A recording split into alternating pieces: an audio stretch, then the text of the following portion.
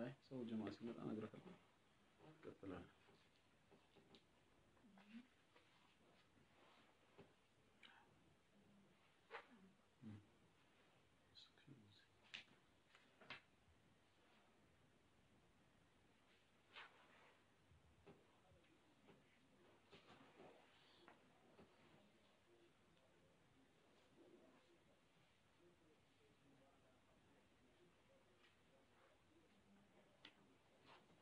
وعليكم السلام ورحمة الله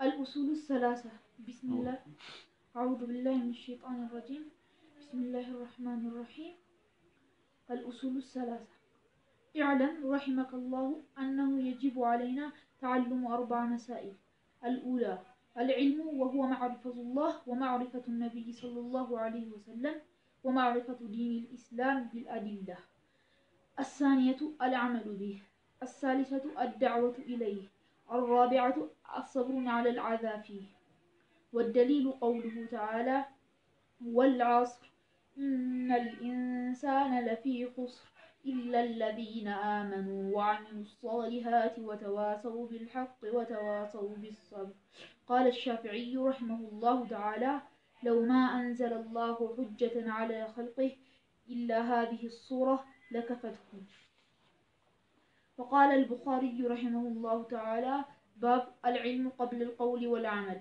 والدليل قوله تعالى فاعلم أنه لا إله إلا الله واستغفر لا إله إلا الله واستغفر لذنبك فبدأ بالعلم قبل القول والعمل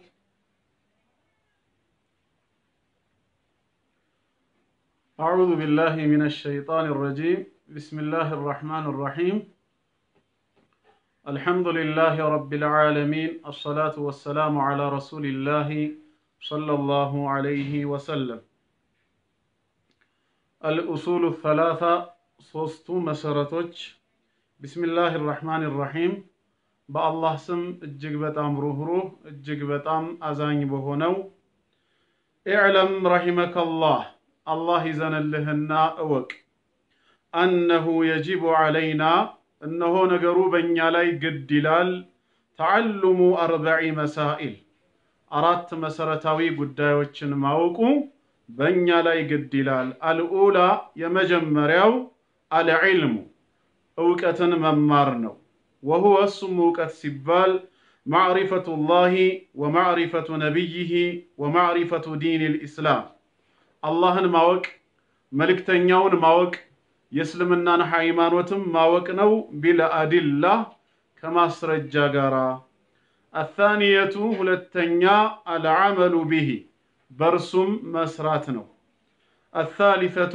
صستنيا الدعوة إليه ودسم متاراتنو الرابعة أراتنيا الصبر على الأذى فيه بسو قداي لا يميدرسبنن ችግር መታገስ ነው والدليل قوله تعالى لذيه ማስረጃም እንዲህ የሚለው የአላህ ቃል ነው بسم الله الرحمن الرحيم والعصر በጊዜያት እምላለው إن الإنسان لفي خسر ሰው በጠቅላላ በከሳራ ውስጥ ነው إلا الذين آمنوا وعملوا الصالحات እነዛ ያመኑ መልካም ስራንም የሰሩ ሲቀሩ وتواصوا بالحق በእውነት ጉዳይ አደራ የተባባሉ وتواصوا بالصبر በትግስትም አደራ የተባባሉት ብቻ ሲቀሩ قال الشافعي رحمه الله تعالى امام الشافعي من ይላሉ አላህ ይዘንላቸው لو ما انزل الله ባያወርድ ኖሮ حجة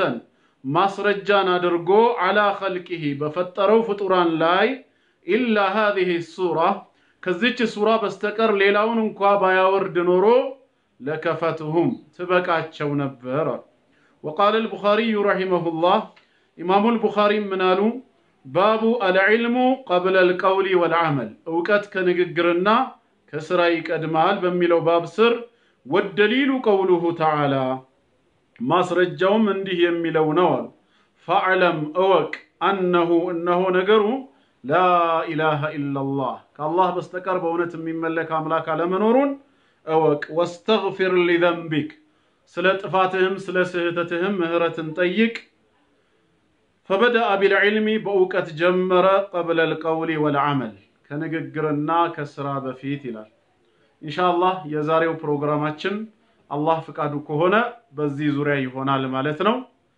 በአላህ ፍቃድ በአላህ እገዛና ተውፊቅ ዛሬ አሊፍ ብለን ክፍል 1 የምንጀምረው ኪታብ ኡሱሉ ሰላሳ ይሆናል ማለት ነው ኡሱል ማለት መሰረቶች ማለት ነው አስል መሰረት ሲባል ኡሱል ከሆነ ጀምዕ ነው ፕሉራል ተርምን ይገልጻል መሰረቶች አሰላሳ ሶስቱ መሰረቶች ለማለት ነው በእነዚህ ሶስት መሰረታዊ ጉዳዮች ዙሪያ የሚያውጠነጥን ማብራሪያን የሚሰጥ መጽሐፍ ማለት ነው እነዚህ ሶስት መሰረቶች ማናቸው ሲባል በመቃብር ዓለም በመላእክቶች የሚቀርብልንን ጥያቄ ነው ሁላችንም መቃብር ስንገባ በነኪርና ሙንከር አለይሂም ሰላም የአላህ ሰላም በሁለቱም ላይ ይሁን ጥያቄ ይቀርብልናል ማን ረቡክ ጌታህ ማን ነው በመድር ላይ ስናመልከው ስንገዛው ስለነበረው ጌታ እንጠየቃለን እንደዚሁም ወመን ነብዩክ ነብይህ ማን ነው እንባላለን ዱንያ ላይ ስትከተለው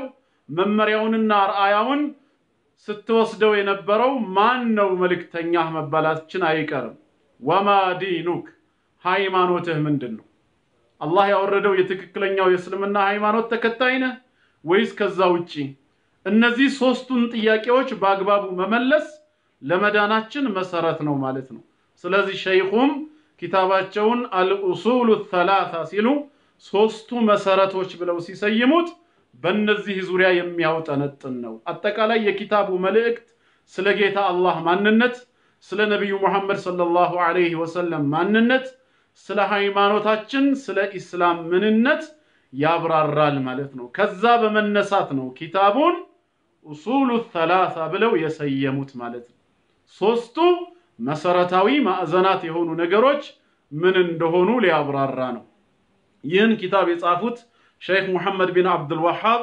ረሂመሁላህ ይባላሉ በሂጅራ አቆጣጠር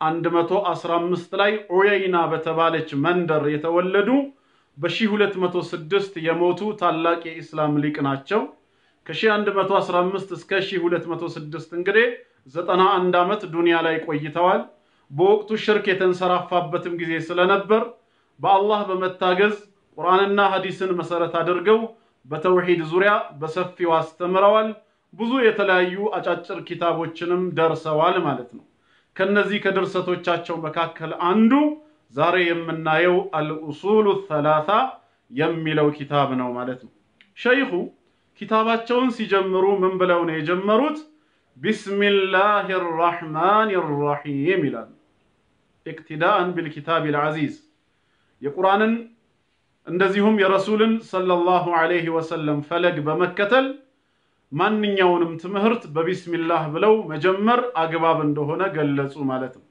የቁርአን ሱራዎችን ካየናቸው ከሱረቱ ተውባ ውጪ ያሉት 113ቱም ሱራዎች ሲጀምሩ ቢስሚላሂር ረህማኒር ረሂም ይላሉ ረሱል ሰለላሁ ዐለይሂ ወሰለም እንደዚሁ መልእክትን ሲያጽፉ ለተለያዩ ንጉሶች ኢስላምን እንዲቀበሉ ደብዳቤን ሲያስልኩ ቢስሚላሂር ረህማኒር ረሂም ሚን ሙሐመድን ረሱሉላህ ሰለላሁ ዐለይሂ ወሰለም በአላህ ስም እጅግ በጣም ሩህሩህ በጣም አዛኝ በሆነው ከሙሐመድ የአላህ መልእክተኛ ወደ ከሌ አገር ንጉስ በማለት ደብዳቤን ያጽፉ ነበር በሐዲሳቸውም እንደዚሁ በአንድ ሐዲስ ላይ ኩሉ አምሪን ذي بال لا يبدأ بحمد الله او ببسم الله فهو ابتر ይላል ማንኛውም ግምት የሚሰጠው ቁም ነገር ያለው ስራ በአላህ ስም ካልተጀመረ አላህን በማመስገን ስራው ካልተጀመረ በረካው የተቋረጠ ነው ይላል ቢስሚላህ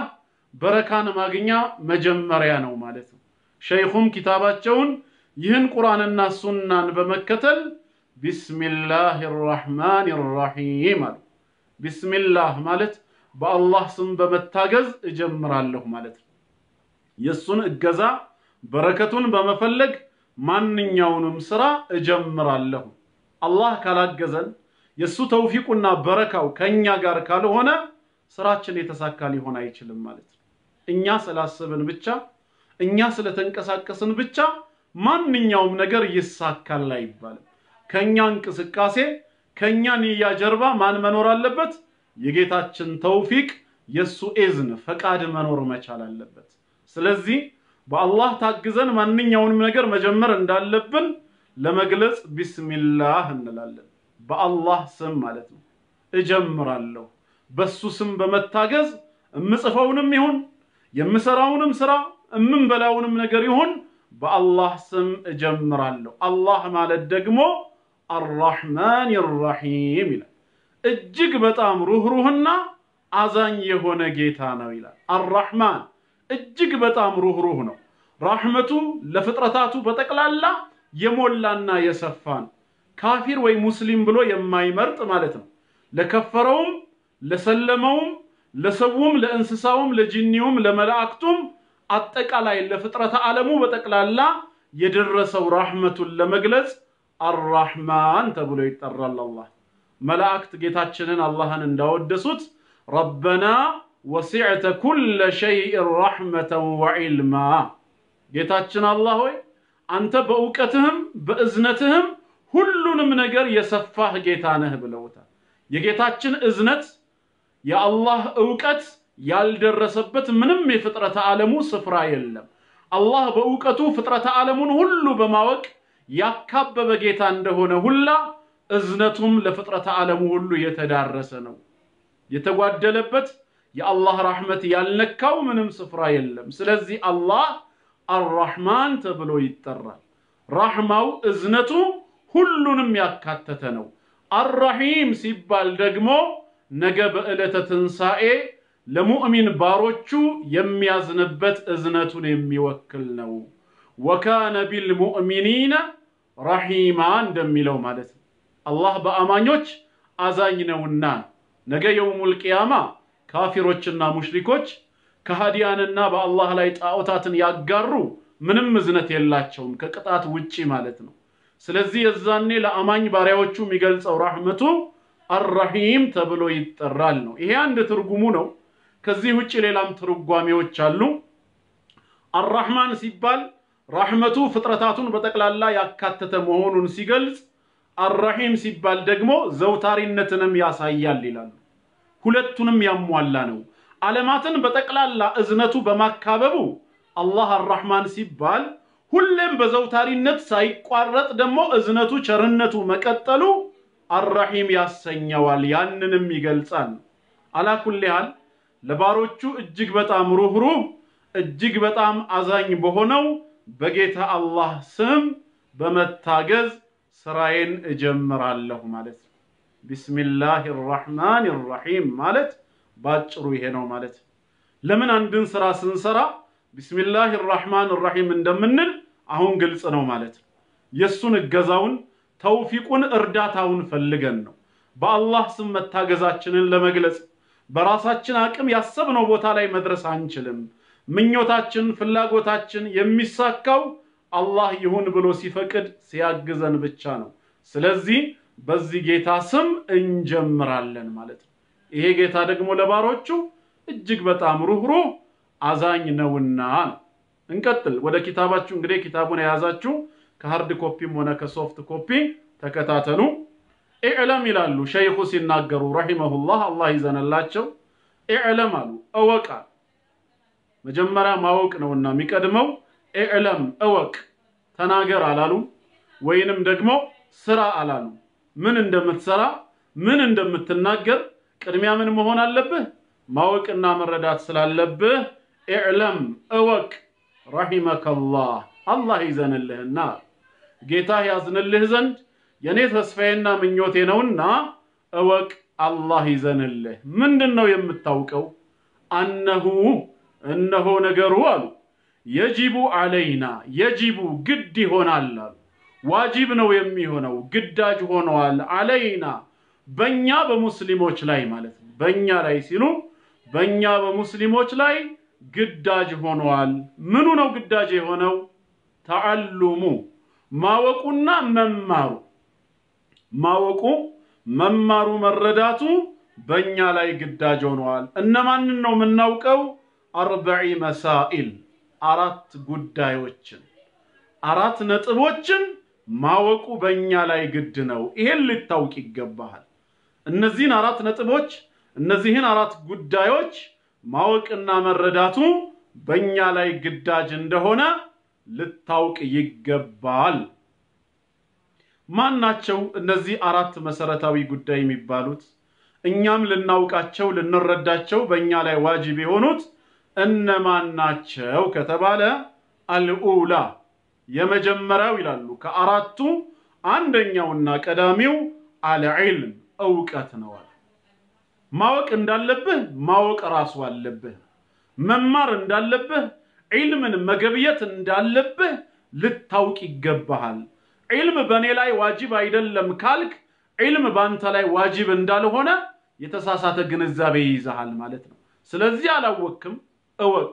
ምንድነው የምታውቀው? አልዕልም ዕውቀትን መገብየት እንዳለብህ መማር እንዳለብህ አንተ ላይም ግዳጅ እንደሆነ ልታውቅ ይገባል። ረሱል ሰለላሁ ዐለይሂ ወሰለም ጠለቡል ዒልሚ ፈሪደቱን ዐላ ኩሊ ሙስሊም ብለዋል። ሃይማኖታዊ ዕውቀትን መፈለግ በእያንዳንዱ ሙስሊም ላይ ግዳጅ ነው ስላሉ አንተም ዕውቀትን ማግኘት እንዳለብህ ማወቅ መቻል አለብህ። ዕውቀት ሲባል ደግሞ የትኛው ሲባል ወሁወ እሱ ይላሉ። ዕውቀት ሲባል እዚህ ቦታ የፈለኩት ማለታቸው ነው። ስለምንድነው ማወቅ ያለብን? ማዕሪፈቱላህ አላህን ማወቅ ወማዕሪፈቱ ነብይህ የሱን ነብይ ወይም ነብዩ ሙሐመድን ሰለላሁ ዐለይሂ ወሰለም ማወቅ ወማዕሪፈቱ ዲን الاسلام የእስልምናን ሃይማኖትም ማወቅ አለብህ። እነዚህን ሶስት ነገራት ስታውቅ ደግሞ ዝም ብለህ በመኞት ወይ በጭፍን ተከታይነት ሳይሆን ቢልአዲላ ከማስረጃ ጋር ልታውቅ ይገባሃል። ስለ አላህ ማንነት ስለምታመልከው ጌታ ማወቅ አለብህ። ባህሪያቱ ከባሪያዎቹ ምን ይወዳል ምንን ደግሞ ይጠላል። ስለ ነብዩ ሰለላሁ ዐለይሂ ወሰለም ማናቸው ስለ ነብይነታቸው የተሰጣቸው ማስረጃ ሙዕጂዛ ስለ ሃይማኖት ስለ እስልምና መቼ ጀመረ ሐቅ ነው ወይስ አይደለም የመሳሰሉ ነጥቦችን ቢልአዲለቲ ከማስረጃ ጋር ልታውቅ ይገባል። ይሄ ከአራቱ ግዳጆች የመጀመሪያው እነዚህን ማወቅ ነው። ዒልምን መማር በተለይ ስለ አላህ ስለ መልእክተኛው ስለ እስልምና ሃይማኖት ማወቅና መማሩ ዋጅብ እንደሆነ ልታውቅ ይገባል። ዒልምን ዕውቀትን መገብየት ግድ መሆኑን እወቅ። ዕውቀት ሲባል ወልሙራዱ ቢሂ አልዕልሙ الشرعي ማለት ነው። ሃይማኖታዊ ዕውቀት ማለት ነው። ይሄንን መጀመሪያ ልታውቅ ይገባል አሉ። ጥሩ ካወቅን ከተረዳን በኋላስ ስለ ጌታችን ስለ አምላካችን አላህ አወቅን። ስለ ነብዩ ሙሐመድ ሰለላሁ ዐለይሂ ወሰለም ስለ አላህ ነብይም አወቅን። ስለ ሃይማኖታችን ስለ እስልምናም አወቅን። ምን እናድርግ ታራ ሲባል አውቆ መቀመጥ ብቻውን አይበቃም። ወደ ሁለተኛው ስቴፕ ደግሞ ሂድ። ሁለተኛውንም ልታውቅ ይገባል። ምንድነው ያ ሁለተኛ ደረጃ? አثانيቱ ሁለተኛ ደግሞ አልዓመሉ መስራት እንዳለብህ ወቅ። አልዓመሉ መስራት ነው መተግበር ነው። በምን? ቢሂ በሱ በዕውቀቱ ባወቀው ነገር ስራ ላይ መዋል አለብህ። ወደ ስራ መቀየር አለብህ። አላህ ከሱ በስተቀር በእውነት የሚመለክ አምላክ እንደሌለ ካወቅ ማወቁ ብቻውን አይጠቅምምና ምን ማድረግ አለብህ? ማምለክ መቻል አለብህ። ይሄን ጌታ ወደ ስራ ቀይረው። አላህ አምላክ እንደሆነ አውቀሃል አይደል? ከሱ በስተቀር ማንንም ሊመለክ እንደማይገባው ተረድተሃል አይደል? አዎ። በል እንግዲህ ይሄን ዕውቀትህን ወደ ስራ ቀይረው ተግብረው ነው። አልዓመሉ ቢሂ በሱ መስራት ሲባል ዕውቀታችንን ወደ ስራ መቀየር፣ አላህን ብቻ ማምለክ፣ እሱን ብቻ መገዛት። ነብዩ መሐመድ አለይሂ ሰላቱ ወሰላም የአላህ መልእክተኛ መሆናቸውን ካወቅ እውነተኛ ነብይ መሆናቸውን ከተረዳ ምንድነው የምታደርገው? ተከተላቸው። ያዘዙህን ታዘዝ፣ የከለከሉህን ራቅ። ዕውቀትህን ወደ ምን ቀየርከው? ወደ ስራ ቀየርከው። የእስልምና ሃይማኖት ትክክለኛ ሃይማኖት መሆኑን ከአላህ ዘንድ የመጣ ብቸኛ መለኮታዊ እምነት መሆኑን ካወቅ ወደ ስራ ቀየረው። የሃይማኖቱን ህግና መመሪያ አክብር። እውነተኛ ሙስሊም ሆነህ ተገኝ ማለት ነው። ከእውቀት ቀጥሎ በሁለተኛ ደረጃ የሚቀመጠው ምንድነው? ተግባር ነው። አልዓመሉ ቢሂ በርሱም በእውቀቱ መስራት ነው። ወደ ስራ መቀየር ነው። ጥሩ አላህ ወፍቆን ወደ ስራም ቀየርን እንበል። አውቀን ነበር ወደ ስራም ቀይረናል። ሌላስ ምን ይጠበቃል ከተባለ ወደ ሶስተኛው ስቴፕ እንገባለን። ሶስተኛው ስቴፕ ደግሞ ምንድነው? አሳሊሰቱ ሶስተኛው አዳዕወቱ መጣራት ነው። ኢለይሂ ወደሱ ይላል። ወደሱ ሲባል ወዴት? እኛ ወዳወቅነው ወደምንሰራው ነገር ሌሎች ያላወቁና ያልሰሩ ሰዎች እንደኛ እንዲያውቁ እንደኛ እንዲተገብሩ ወደ ስብከት ዓለም መግባት አለብን። ዳዕዋ ማድረግ ይገባናል ማለት ነው። ወልተኩም ሚንኩም ኡመቱን የድዑነ ኢለል ኸይር ወየእሙሩነ ቢልማዕሩፍ ወየንሃውነ ዐኒል ሙንከር ብሏል አላህ። ከናንተ ውስጥ ወደ መልካም ነገር የሚጣሩ በጥሩ የሚያዙ በመጥፎ የሚከለክሉ ኡመቶች ወይም ህዝቦች መኖር አለባቸው ብሏል። እኛ ካወቅን በኋላ ወደ ስራም ከቀየርን በኋላ ራሳችን አውቀናል ሰርተናል ብሎ መቀመጥ ሳይሆን ሶስተኛው ኃላፊነት አዳዕወቱ ኢለይ ወደርሱ መጣራት ነው ይላል። እኛ ወዳወቅነው ወደ ሰራነው ነገር ሌሎች ሰዎችም ከአላህ ጋር ተወውቅ እንዲኖራቸው ነብዩ መሐመድን አለይሂ ሰላቱ ወሰላም እንዲያውቁ የእስልምናን ሃይማኖት ቀጥተኛነት እንዲያውቁና እንዲረዱ እንጣራለን እናስተምራለን። ማወቅ ብቻም ሳይሆን እንዲሰሩበት ልክኛ እንደሰራነው እንደተገበርነው እነሱም እንዲሰሩበት እንዲተገብሩበት አዳዕወቱ ኢለይ ወደርሱ መጣራት ያስፈልጋል። ዳዒዎች መሆን አለብን። እያንዳንዱ ሰው ሰባኪ ይሁን ተብሎ ባይታዘዝም ዳዕዋ ማድረግ ፈርዱል ኪፋያ ቢሆንም የተወሰኑ ሰዎች በጉዳዩ ላይ ከቆሙ ከሌሎቹ ላይ ምን ሆኗል? ወንጀልነቱ ተነስቷል። ይሄ ሶስተኛው። አራተኛውና የመጨረሻውስ ስለ አላህ ስለ መልእክተኛው እንደዚሁም ስለ እስልምና አውቀናል። አቅማችን በቻለ መጠን በስራ ቀይረናል ተግብረናል። ሌሎች ሰዎችም ወደዚህ ጉዳይ እንዲመጡ አሳውቀናል ጥሪ አድርገናል። ምን ይቀረናል ሲባል አራተኛ الرابعة الصبر ትግስት ማድረግ ነው። على الأذى በመከራ ላይ فيه በሱ በውስጡ በዳዕዋ ስራ ላይ እያለን በሚደርስብን ችግር መታገስ አለብን። ወደ አላህ መንገድ ስንጣራ ሰዎችን ዳዕዋ ስናደርግ ልንሰደብ ልንመታ ሌሎች ብዙ አይነት ችግሮችም ሊደርሱብን ይችላሉ። እነዚህ አዛዎች በሚደርሱብን ጊዜ ከኛ የሚጠበቀው አሰብሩ ትግስት ማድረግ ነው። على الأذى አዛ መከራ ችግር በሚኖርበት ሰዓት فيه በሱ በዳዕዋ ስራው ላይ በዳዕዋ ስራ ላይ እያለን መከራ ችግር ከደረሰብን ኢህቲሳብ ማድረግ አለብን። ምክንያቱም ያለነው በዳዕዋ ስራ ነው። ልንፈተን እንችላለን። በመንፈተንበት ሰዓት ወበሽሪ الصابرين ታጋሾችን አበስራቸው እንዳለው ሰብር ያስፈልጋል። እነዚህን አራት ነገሮች ልናውቃቸው ይገባል ነው የሸይኹ መልእክት። እንዳንረሳቸው ስለ አላህ ስለ መልእክተኛውና ስለ እስልምና ሃይማኖት ማወቅ የመጀመሪያው ነው። ሁለት ዕውቀታችንን በስራ መቀየር የተግባር ሰው ሆኖ መገኘት ሁለተኛው ነው።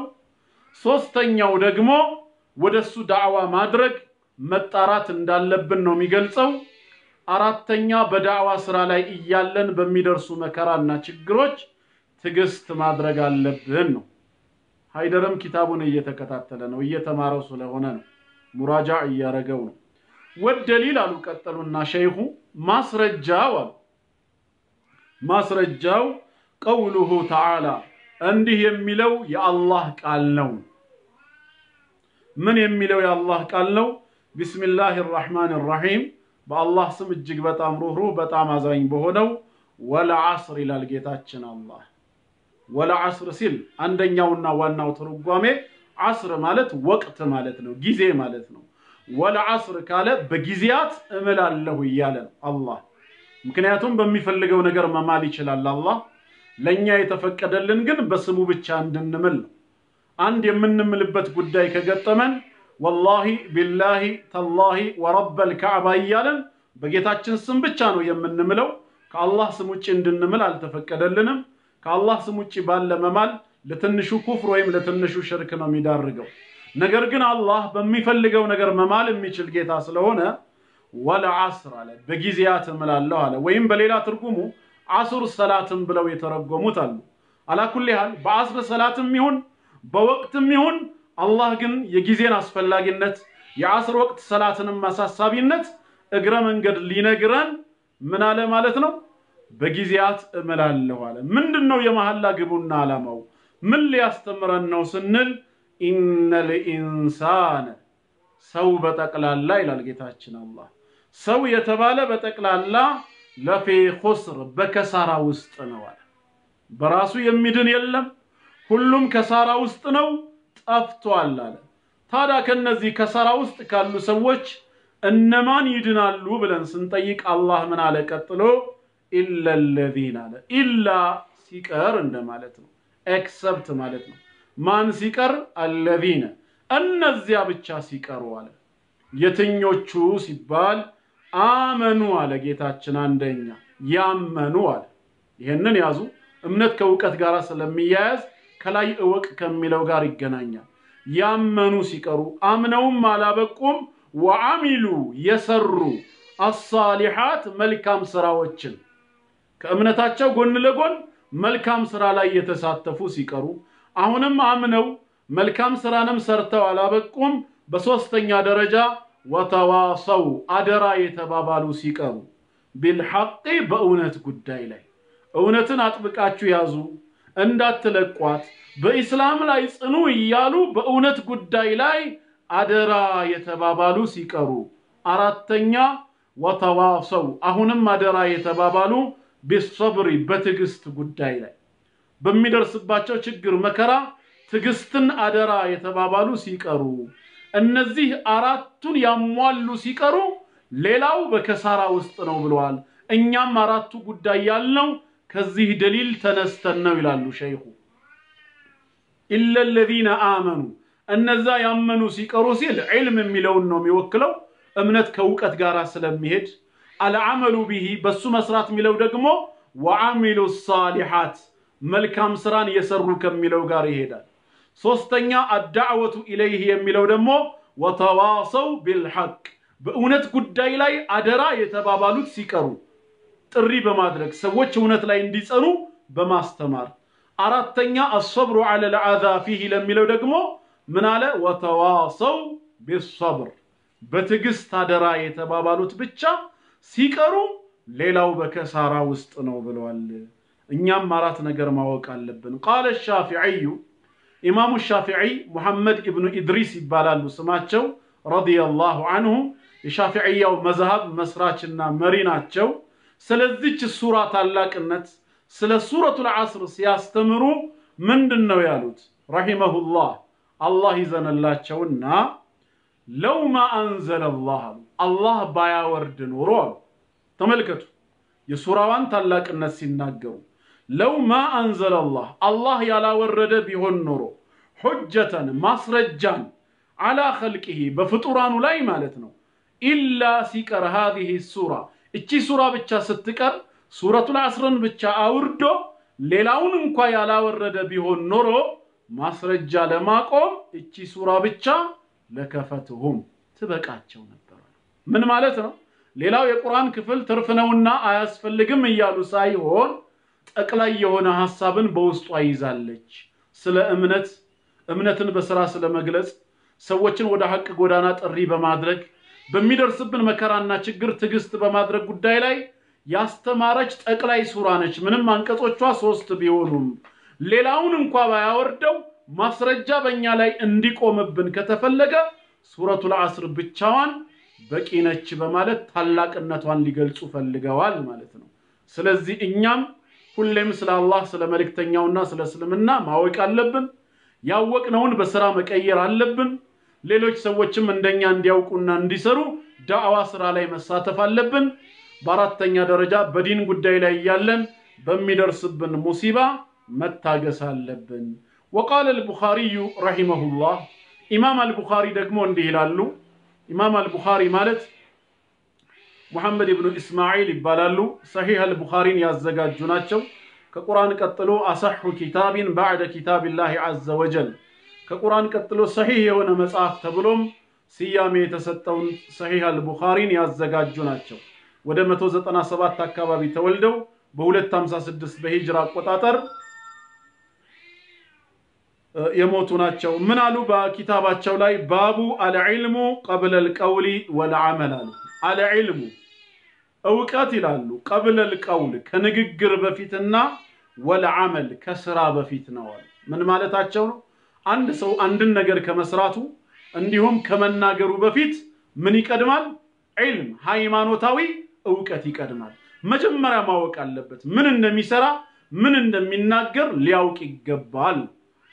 ካወቀ በኋላ ነው የሚናገረውም የሚሰራውም። አልዕልሙ قبل القول እውቀት ከንግግር በፊትና والعمل ከስራ በፊት ነው። ከዛ ማስረጃ ሲያቀርቡ ምን አሉ? ወደሊሉ ማስረጃውም قوله تعالى እንዲህ የሚለው የአላህ ቃል ነው።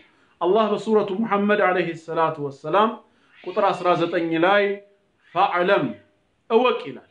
ተናገር አላለም፣ ስራ አላለም። መጀመሪያ ምንድነው ያለው? እወቅ። እነሆ ነገሩ لا إله إلا الله أي لا معبود بحق إلا الله كالله بستكر بأونة من ملك أملاك على منورون أوكن ያለው እውቀትን ቀዳማ ያደርጓል ማለት ነው። ከአላህ በስተቀር በእውነት የሚመለክ አምላክ አለመኖሩን ማወቅ አለብን። ከዛም ወስተግፊር لذنبك ስለ ስህተትህም ምህረትን ጠይቅ ይላል። ምህረትን ጠይቅ። فبدأ ሸይኹ ሲናገሩ ጌታችን ጀመረ بالعلم በእውቀት ጀመረ قبل القول والعمل قبل القول ከንግግር በፊትና والعمل ከስራ በፊት አላህ በምን ጀመረ? በእውቀት ነው የጀመረው። ፈዕለም እኛም ይሄን መሰረት አድርገን እውቀትን ማስቀደም ይኖርብናል። ኢንሻአላህ የዛሬ ክፍል 1 ትምህርታችን በአጭሩ ይህንን ይመስላል። ከሸይኹ ኪታብ ላይ በዚህ መልኩ በጥሩ ጀምረናል። አላህ ከፈቀደ ነገ ክፍል 2 እንቀጥላለን። በፔጁ ላይ የተለጠፈውን ያላነበባችሁ ወንድሞች በሳምንት 4 ቀን በአላህ ፍቃድ ከዚህ በኋላ ቋሚ ፕሮግራም ይኖረናል። ማክሰኞና እሮብ ማታ ርዕስ እየመረጥኩኝ ሙሐደራ ፕሮግራም ይኖረናል። ስለ እስልምናችን የምንማማርበት ይሆናል በዳዕዋ መልክ ማለት ነው። ሐሙስና ጁሙዓ ዛሬና ነገ ማለት ነው ከመሽቱ 3 ሰዓት ነው በተለመደው። ሐሙስና አርብ ማታ ደግሞ የአቂዳ ትምህርት ኪታብ እንጀምራለን ብለን ይሄው ዛሬ ኪታብ ኡሱሉ ሰላሳ ጀምረናል። ኡሱሉ ሰላሳ ሽሩጡ ሰላት ቀዋዒዱ الاربع እንደጨረስን ኪታቡ ተውሂድንም በአላህ ፍቃድ እንቀጥላለን። እሱም ካለቀ አል40 النووية 40 ሐዲስ እንማራለን። ኪታብ ኡሱሉል ኢማን ይያልን እንቀጥላለን። አላህ እድሜውንም ጤናውንም ይስጠን፣ በሽታውንም አላህ ያንሳልን። አላህ ለኸይር ነገር ሁሉ ይወፍቀን። የተስተካከለ አቂዳ ይዘን በተውሂድ ላይ ጸንተን በላ ኢላሃ ኢላላህ የምንሞት መልካም ባሮቹ አላህ ያድርገን። ጀዛኩሙላሁ ኸይራ ወሰላሙ ዐለይኩም ወራህመቱላሂ ወበረካቱሁ።